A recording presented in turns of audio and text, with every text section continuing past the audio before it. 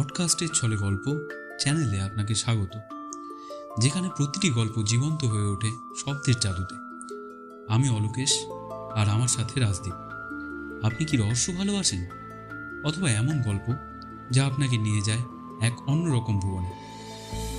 তাহলে এই চ্যানেলটি আপনার জন্য। প্রতি সপ্তাহে শুনুন নতুন গল্প, রহস্য, রোমাঞ্চ, ভয় আর জীবনকে ছুঁয়ে যাওয়া কাহিনী। চোখ বন্ধ করুন, শোনার জগতে হারিয়ে যান আর অনুভব করুন প্রতিটি গল্পের অনুভূতি। এখনই সাবস্ক্রাইব করুন পডকাস্টের ছলে গল্প।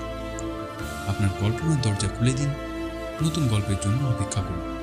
আপনার পরবর্তী অ্যাডভেঞ্চার ঠিক এখানে। যে টপিক নিয়ে সবাই কথা বলতে চায় না, কিন্তু এটাই আমাদের চারপাশে সবার ক্ষেত্রে রয়েছে।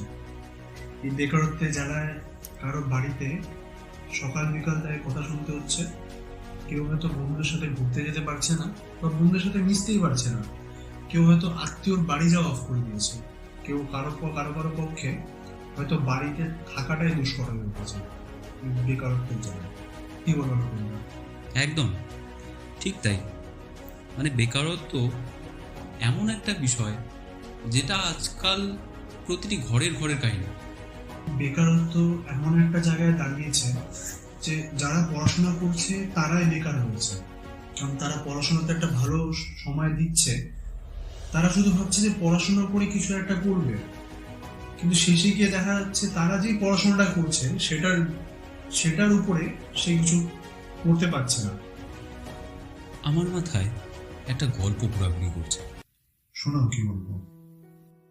এই গল্পটা হলো আমার পাড়ারই একটি ছেলে অসীমকে নিয়ে। অসীমের সদাচরণ, দয়ালু মন ও সহমর্মিতা সবাইকে মুগ্ধ করত। ছোটবেলা থেকেই সে সবার বিপদে আপদে পাশে দাঁড়াত। পাড়ার ছোট থেকে বড় সবার চোখের মণি ছিল সে। পড়াশোনায় তেমন ভালো না হলেও খেলাধুলার প্রতি তার প্রবল নেশা ছিল। ফুটবল, ক্রিকেট, ব্যাডমিন্টন সব খেলার সাথেই তার এক গভীর সম্পর্ক ছিল। না, সে ফুটবল খেলতো না, সে ফুটবল খেলা দেখতো টিভিতে, আর ক্রিকেট আর ব্যাডমিন্টন সে মাঠে খেলতে যেত। বড় হতে হতে অসীমের জীবনের কলেজের দিনগুলো এসে পড়ল, কিন্তু তার জন্য এই দিনগুলো তেমন সুখকর ছিল না। তার বাড়ির লোকজন চেয়েছিল যে সে যেন পড়াশোনায় মনোযোগী হয় এবং জীবনে ভালো কিছু করে। এই চাপে তার প্রিয় খেলাধুলার সময় কমতে লাগলো। বাড়ির লোকেরা তার পড়াশোনার ভালো ফলাফলের জন্য প্রতিনিয়ত চাপ দিত। এদিকে অসীমের মন পড়াশোনায় সেভাবে বসতো না। তারপর কলেজের প্রথম বর্ষে অসীম কোনো রকমে পাশ করেছিল, কিন্তু দ্বিতীয় বর্ষে এসে পরিস্থিতি আরো জটিল হয়ে উঠল। পরিবার থেকে ক্রমাগত চাপ আসতে লাগলো যে তাকে ভালো রেজাল্ট করতে হবে। মা বাবা চেয়েছিলেন অসীম যেন ভালো ফল করে একটি চাকরি পায়। পরিবারের অর্থনৈতিক অবস্থা তেমন ভালো ছিল না, তাই তাদের আশা ছিল অসীম একদিন পরিবারের ভরসা হবে। কিন্তু অসীমের মন অন্যদিকে টানছিল। সে পড়াশোনায় মনোযোগী হতে চাইলেও পারছিল না। তার মন সবসময় থাকতো খেলাধুলার দিকে। ক্লাসে বসেও সে ভাবতো কখন মাঠে গিয়ে খেলতে পারবে। অসীম ঠিক আমাদের মতনই একটা ছেলে। পড়াশোনায় কার বা মন বসে, খেলাধুলায় মন বসতে বাধ্য। কারণ সেই পড়াশোনায় আমাদের অনেক কিছু জানতে হয় যেগুলো বাইরের জিনিস, আর খেলাধুলায় সেগুলো আমরা জেনে জেনে অর্জন করি। সেখানে মন বসানোর দরকার নেই। অসীমও চাইতো খেলতে, পড়তেও হয়তো চাইতো, কিন্তু পড়াটা বোঝানোর মতো বা পড়ার প্রতি যে ইন্টারেস্ট আছে সেটা তাকে কেউ বুঝতে দেয়নি। গল্পে তারপরে কি হয়েছে? এবার পরীক্ষার সময় যত ঘনিয়ে আসছিল ততই তার উপর চাপ বাড়ছিল। পরিবারের প্রত্যাশা আর নিজের ব্যর্থতার ভয় একসঙ্গে মিশে গিয়ে তাকে অসহায় করে তুলেছিল। দ্বিতীয় বর্ষের পরীক্ষার আগে সে অনেকটা চেষ্টা করেছিল, কিন্তু পরীক্ষার সময় তার মনোযোগ বারবার বিঘ্নিত হচ্ছিল। ফলাফল বেরোনোর পর দেখা গেল সে পাশ করলেও খুব খারাপ ফল করেছে। এই ব্যর্থতা তাকে আরো ভেঙে দিল। তার পরিবার হতাশ হয়ে পড়ল। বাড়িতে নানা কথা শোনা গেল। তুই কিছু করবি না? তোর জন্য আমরা এত কিছু করলাম, আর তুই? এই কথাগুলো অসীমের হৃদয়ে গেঁথে যাচ্ছিল। সে নিজেকে ব্যর্থ এবং অযোগ্য মনে করতে লাগলো। এদিকে পরিবারের চাপে সে একের পর এক চাকরির জন্য আবেদন করতে লাগলো। সে পরপর 8টি চাকরির ইন্টারভিউ দিল, কিন্তু প্রতিটিতেই সে ব্যর্থ হল। প্রতিটি ব্যর্থতা তার মনে এক ধরনের অন্ধকার তৈরি করছিল। সে ভেবে পায়নি কেন সবকিছু এভাবে ভেঙে পড়ছে। আমাদের যত বয়স বাড়ে আমাদের উপর গুরু দায়িত্ব বাড়তে থাকে। যখন আমরা ছোট থাকি তখন আমাদের উপর না কোনো দায়িত্ব থাকে, না কোনো দায়িত্ব বাড়ে। যখন বয়স বাড়ে তখন ঠিক একবারেই হঠাৎ করে আকাশ থেকে যেভাবে বাজগুলো পড়ে সেভাবেই দায়িত্বভার এসে পড়ে। পরিবারের চাপ বাড়ে, আমাদের উপর দায়ভার বাড়তে থাকে, আমাদের উপর তাদের আশা বাড়তে থাকে। শুধু পরিবারের তা নয়, সমাজেরও। তারপরে কি হয়েছিল? তারপর ইন্টারভিউগুলিতে যখন তাকে ফিরিয়ে দেওয়া হলো, তখন সে নিজেকে আর মানসিকভাবে সামলাতে পারছিল না। আত্মবিশ্বাস ধীরে ধীরে পুরোপুরি ভেঙে পড়ল।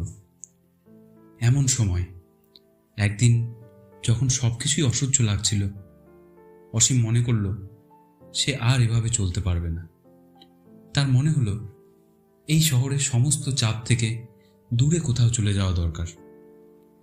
তার মনে হতে লাগলো হয়তো কোথাও প্রার্থনা করলে মনের ভার কিছুটা হালকা হবে। এই চিন্তায় সে সিদ্ধান্ত নিল উত্তরাখণ্ড যাবে, ঠাকুরের কাছে প্রার্থনা করবে আর নিজেকে শান্ত রাখার চেষ্টা করবে।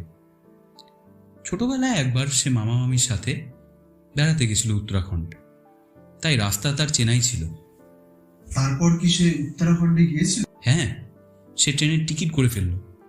উত্তরাখণ্ডে পৌঁছে তার মন কিছুটা হালকা হলো। এখানকার প্রাকৃতিক সৌন্দর্য তাকে মুগ্ধ করল। পাহাড়, নদী আর ঠান্ডা বাতাস যেন তার বিষণ্ণ মনের ওষুধ হয়ে উঠল।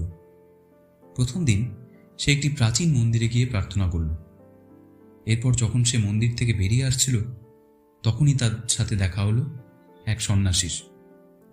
সন্ন্যাসীটি বয়স্ক, কিন্তু তার চোখে এক অদ্ভুত দীপ্তি ছিল।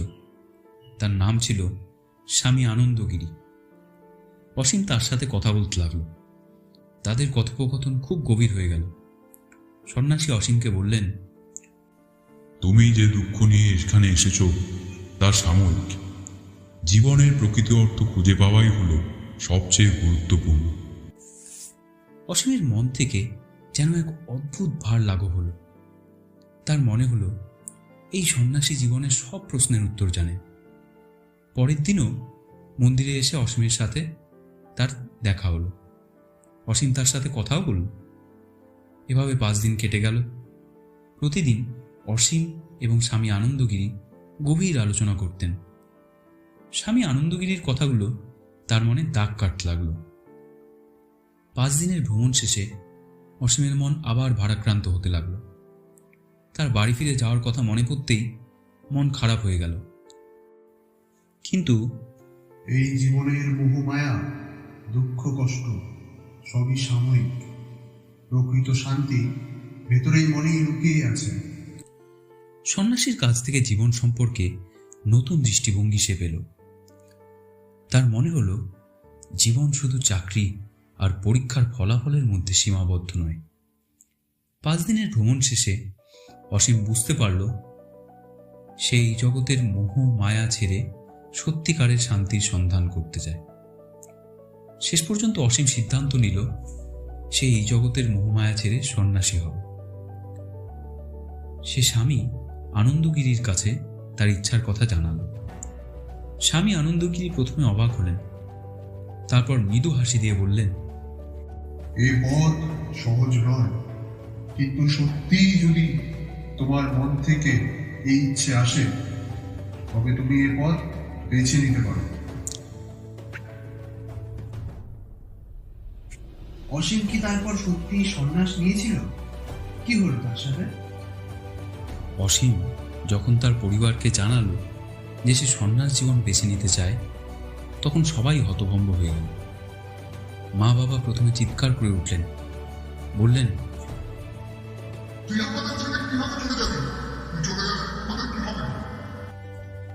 কিন্তু অসীম স্থির ছিল। সে বুঝতে পেরেছিল এই জগতের ব্যর্থতা এবং চাপ থেকে মুক্তি পেতে হলে তাকে এক অন্য পথে হাঁটতে হবে। অবশেষে অনেক জেদাজেদির পর পরিবারের সবাই মেনে নিল তার সিদ্ধান্ত। অসীম সন্ন্যাসীর জীবন শুরু করল। সে স্বামী আনন্দগিরির আশ্রমে থেকে ধ্যান, যোগ এবং প্রকৃতির মাঝে নিজেকে আবিষ্কার করতে লাগলো। ধীরে ধীরে তার মনে শান্তি ফিরতে শুরু করল। জীবনের নতুন অর্থ খুঁজে পেল সে। তার ব্যর্থতা আর তাকে কষ্ট দিত না, বরং সে অন্যদেরকে জীবন সম্পর্কে শেখাতে শুরু করল। তার জীবন যেন এক নতুন মাত্রা পেল, যেখানে ব্যর্থতা, দুঃখ, কষ্ট আর কোনো বাধা হয়ে দাঁড়াতে পারত না।